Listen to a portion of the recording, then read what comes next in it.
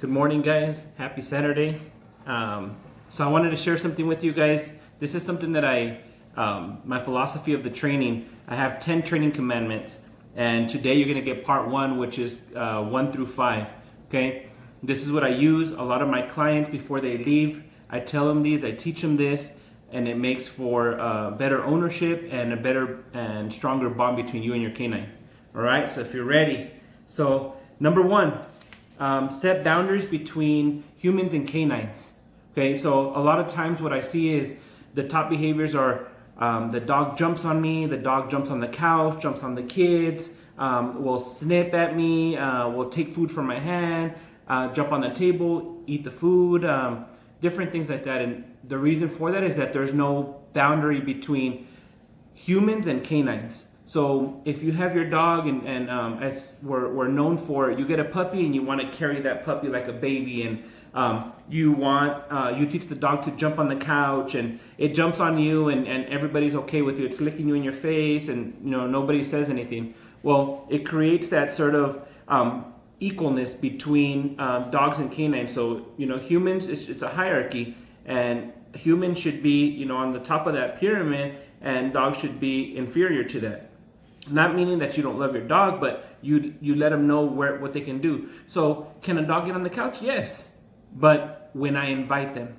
Can a dog take a piece of meat from my hands? Yes, but when I offer it to them.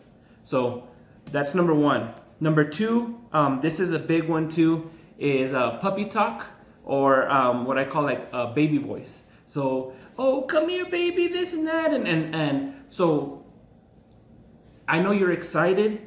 And people get happy when they touch a puppy or a dog. But what this does is, remember, when you change that high-pitched, you go into that high-pitched tone of voice and you activate the puppy and the dog.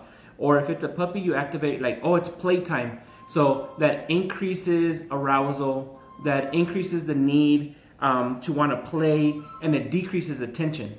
So for the most part, you want your dog to be alert. You want your dog to be listening to you. And I've never had somebody that called me and said, hey, my dog doesn't want to do absolutely nothing. It's usually because it's too hyper, it's chewing up everything, it has adverse behaviors. If you have a dog that's super chill and doesn't do nothing, well, good for you. You're very, very lucky. And you'll look into maybe doing some emotional support or service dog training, because those dogs are rare and few and far in between.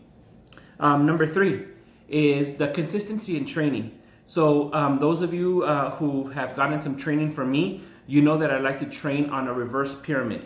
Okay, so what that looks like is when they come in for training, I'll do anywhere from 5 to 6 to 7 to 8 hours in one day, depending on their age. Obviously, if they're a puppy, 1, 2, 3 hours max, because they don't have that long of an attention span. But then, the following week, then it should just be at your house, it should be at least 1 or 2 hours. And then that drops down to 30 minutes. And then it should drop down to maybe 10, 15 minutes daily. That's what you're doing. So you want them to learn the skill, which takes the most time, 6 to 8 hours. Then you want to establish the routine, which you're doing it on a daily basis, maybe 1 hour a day.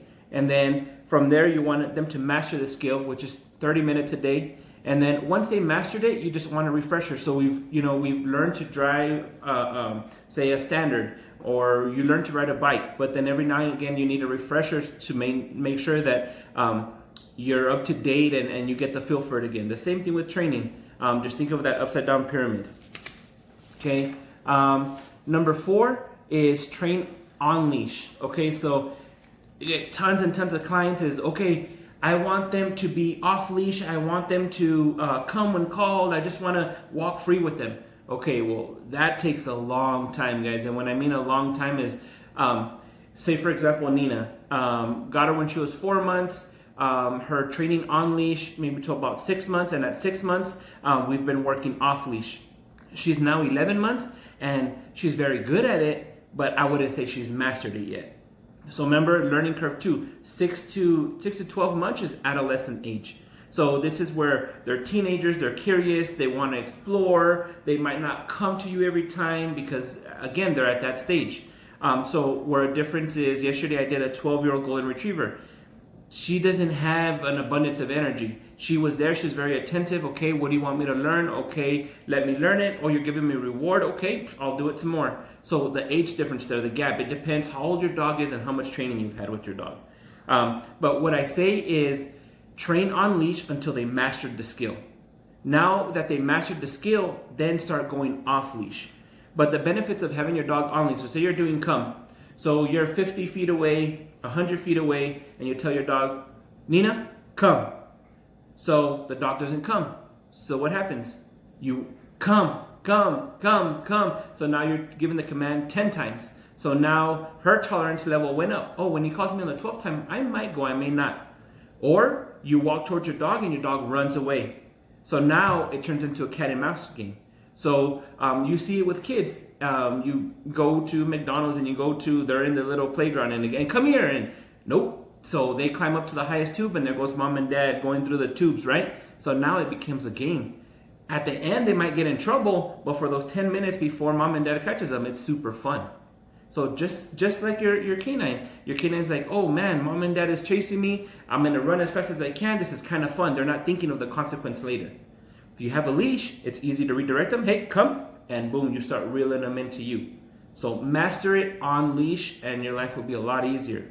When you're bringing your dog inside the house, the same thing. You want it to sit in one place. You tell your dog place, you give it its pillow, you give it its little safe zone. If it gets up, you can redirect it back down. A lot easier. Okay, and the last one for today, which is our 5th commandment, is teach positive training. All right, so a lot of you guys know about positive reinforcement. So positive, good, reinforcement, rewarding a certain behavior. So for example, when I stop, I like my dogs to sit right next to me. So every time she sits, as soon as I stop, she sits, I'm gonna reward it. Whether it's at first, so I do like, some people say like, I don't like to train with treats. So when it's a puppy, I train with treats or a toy. Why? Because they're driven for that certain reinforcement. Afterwards, I wean them off of it. And they do it for either verbal praise or physical praise. But I'm rewarding that behavior. A lot of us have the habit of our dog chews something up, I'm gonna get the chancla and I'm gonna throw it at them, or I'm gonna get something, I'm gonna scream at them. And so remember, is you want to create a bond between you and your canine. You want your dog to 100% of the time when you say come, it comes to you, not to be fearful of you, not to get a misrepresentation of you that you're gonna harm him. So as hard as it is, you gotta remain positive. Doesn't mean you can't discipline your dog. So discipline your dog in a variety of different ways. But what I like to do, say for example, I have a chewer. He's 6 months. Well, what do I expect the dog at 6 months to do? You know, the teeth are bothering him, he's bored, you haven't walked him, there hasn't been a lot of interaction, he's gonna chew because he's bored and his teeth hurt. So if he's chewing on the couch, instead of saying no, I'm gonna grab him, redirect him, give him some kind of water bottle with, you know, chewy toys inside, or maybe some peanut butter or something that makes noise, and I'm gonna offer him this. Basically telling him like, hey, don't chew on that, chew on this. So I'm redirecting them and I'm making something positive. That builds relationship, that builds their knowledge. They see you as a leader. If you're a person that gets frustrated quickly, put your dog away. Once you're not frustrated anymore, come back and interact with them. If you get frustrated, what that shows is that you're not a strong leader and your dog tends to shy away. All right, so try these 5. I'll get the next 5 to you as soon as possible. If you haven't subscribed, please subscribe. Any questions, go ahead and ask. All right, hope that helps. Thanks, guys.